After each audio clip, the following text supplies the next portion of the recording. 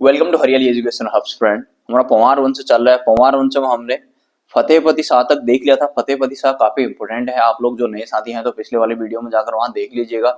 उसके काल में जो मोतीराम वगैरह, ये जटाशंकर, जटाधारी, ये सब जो हुए हैं वो काफी इंपोर्टेंट है। आप लोग उसमें जाकर देख लीजिएगा। ठीक है, आज हम उसी कड़ी को आगे बढ़ाएंगे। देखिए, पवार वंश में लगभग 60 राजा हुए हैं। सारे के सारे नहीं पढ़ते हैं हम, जो जो इंपोर्टेंट होंगे उनको पढ़ेंगे और जो नहीं होंगे उनको स्किप कर देंगे। अब हम फतेह शाह के बाद देखते हैं उपेंद्र शाह।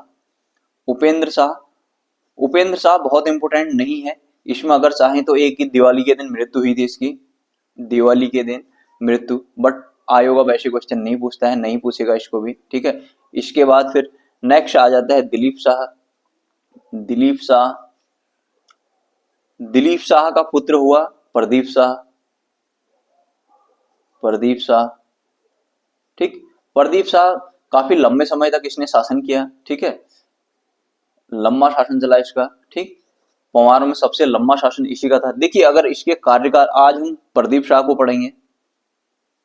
प्रदीप शाह प्रदीप शाह के शासनकाल की बात करें तो ये थोड़ा बहुत कॉन्ट्राडिक्टरी है। वैसे हम जनरली पढ़ते हैं 1717 से लेकर इसका 1773।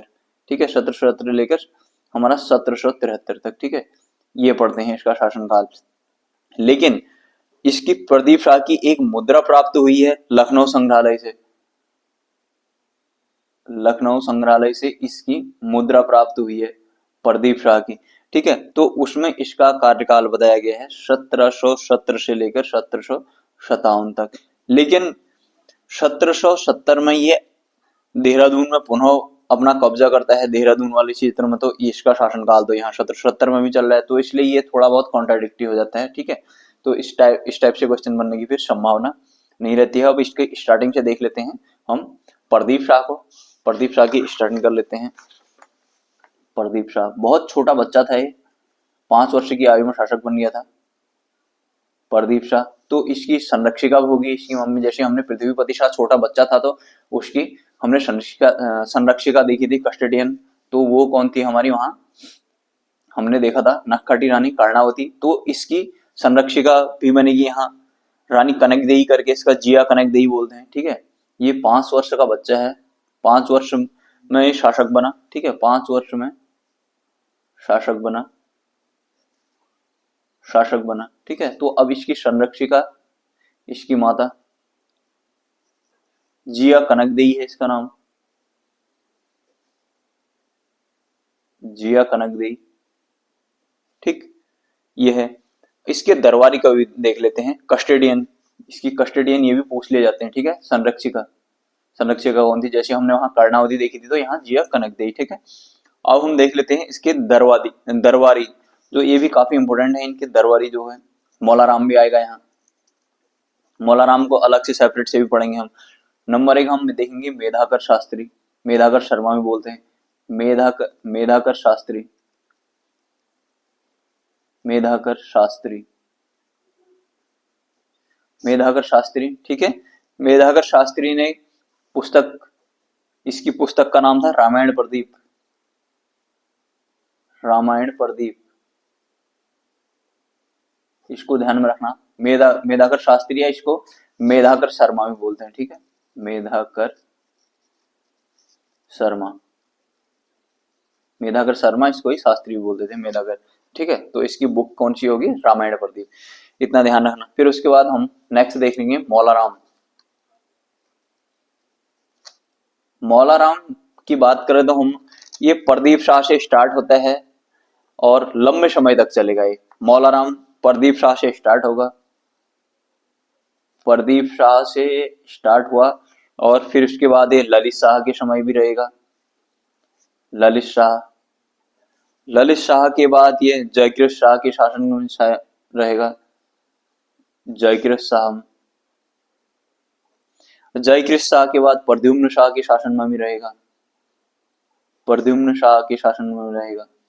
प्रद्युम्न शाह के बाद फिर ये सुदर्शन शाह के शासन में भी रहता है, सुदर्शन शाह के शासन में। लेकिन इसको ज्यादा फिर वहां भाव नहीं दिया जाता है, क्योंकि इसके जो शिष्य चैंटू माड़गु होते हैं उनका बोलबाला यहाँ हो जाता है। ठीक है, तो ये सुदर्शन शाह के बारे में फिर उल्टा सुल्टा लिखना शुरू कर देता है। ठीक, इसको पढ़ेंगे हम, पूरी डिटेल में पढ़ेंगे। ठीक है। आगे तो इस मौलाराम को भी पूरी डिटेल में बताने वाला हूँ आप लोगों को, इसको भी पूरा डिटेल में पढ़ेंगे। देखते हैं इनका समकालीन समकालीन चंद शासक, समकालीन चंद शासक। देखिए समकालीन का मतलब क्या हुआ, जैसे यहाँ पर ना अगर पंवार चल रहा है तो यहाँ पर चंद में क्या चल रहा है। जैसे उत्तराखंड का मैप देखेंगे हम, ये है जैसे, तो ये चंद, ये कुमाऊं वाला रीजन हो गया, ये पंवार हो गया ना। तो यहाँ पर जैसे प्रदीप शाह है इधर गढ़वाल में पंवारों में, तो इधर चंद में क्या चल रहा है कहने का मतलब, ठीक है ये चीज। तो अब इधर चंद में चंद शासक कौन कौन से हैं, देवी चंद है, देवी चंद बेवकूफ था जो, ये हमने पढ़ा इसको बहुत डिटेल में, ठीक। बहुत डिटेल में क्या है ही क्या, इसके बाद बेवकूफ टाइप का था, ये उल्टे उल्टे काम करता था। इसको चंद वंश का एमबीटी बोलते हैं, तुगलक बोलते हैं। अजीत चंद था, अजीत चंद अयोग्य शासक हुआ करते थे।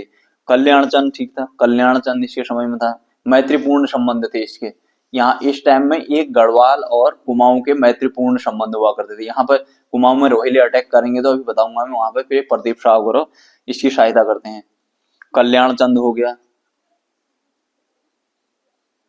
कल्याण चंद, कल्याण चंद के बाद दीपचंद हो गया, दीपचंद। फिर इसके बाद तो अराजकता ही शुरू हो जाती है, ठीक है। हम पढ़ेंगे अभी हर्षदेव जोशी वगैरह की एंट्री होगी, ये सारी चीजें देखेंगे। ये कहने का मतलब चंद शासक ये हैं, इनको ध्यान में रखना, ठीक है।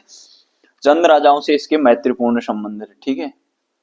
इसके प्रदीप शाह के चंद राजाओं से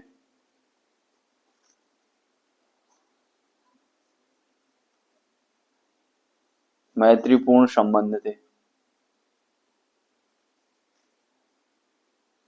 चंद राजाओं से मैत्रीपूर्ण संबंध है। सबसे लंबे समय तक शासन करने वाला पंवार था ये, सबसे लंबे समय तक शासन करने वाला पंवार शासक, इतना ध्यान में रखना, ठीक है। इसके समय में कुमाऊं पर रोहिले आक्रमण हुए थे, मैंने बताया था ना अभी थोड़ी देर पहले। इसके समय में क्या होता है, कुमाऊं में रोहिलों का आक्रमण होता है।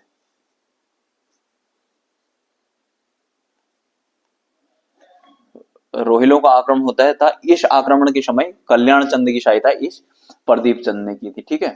तो यहाँ पर कुमाऊं में कौन बैठा है जब रोहिलों का आक्रमण हुआ था, यहाँ पर ये कल्याण चंद बैठा है, ठीक है। चंद में कौन बैठा है, कल्याण चंद। तो इस कल्याण चंद की सहायता किसने की थी, इस प्रदीप शाह ने की थी, ठीक है। इतना ध्यान में रखना। 1757 में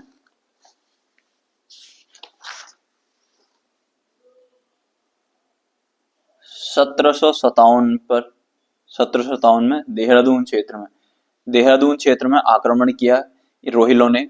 नजीब खान रोहिल्ला था एक, नजीब खान करके, नजीब खान रोहिल्ला था। इसने अटैक किया देहरादून वाले क्षेत्र पर, ठीक है। और इसने अटैक किया और वहां पर कब्जा कर लिया। फिर 1770 में 1770 में इसने प्रदीप शाह ने प्रदीप शाह ने इसको पुनः ले लिया, पुनः ले लिया, ठीक है। पुनः अधिकार कर लिया, वहां पर पुनः अधिकार कर लिया। कहा, दून वाले क्षेत्र में, ठीक है, दून वाले क्षेत्र में।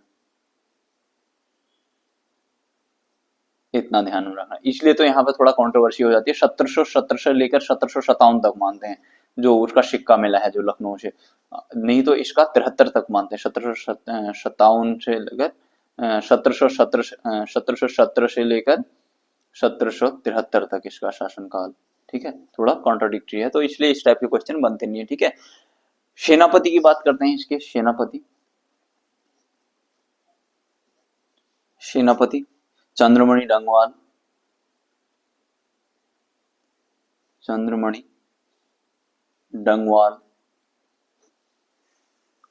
रंगी बिष्ट,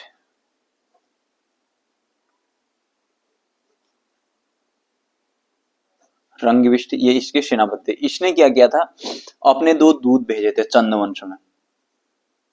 चंद्रवंश में इसने अपने 2 दूत भेजे थे, ठीक है। चंद्रवंश यानी कि इसने अल्मोड़ा भेजे थे, अल्मोड़ा भेजे, ठीक है। इसने अपने 2 दूत भेजे, 2 दूत भेजे, 2 दूत भेजे। उनमें उनको क्या किया है, पत्र और उपहार देकर भेजा उनको। 2 दूत कौन थे, बहुत बार मैंने पहले भी बताया है, बंधु मिश्र, बंधु मिश्र तथा दूसरा कौन था, लक्ष्मीधर ओझा, लक्ष्मीधर ओझा, लक्ष्मीधर ओझा और बंधु मिश्र, ये 2 दूत भेजे थे। इनके हाथ पत्र तथा उपहार भेजे थे,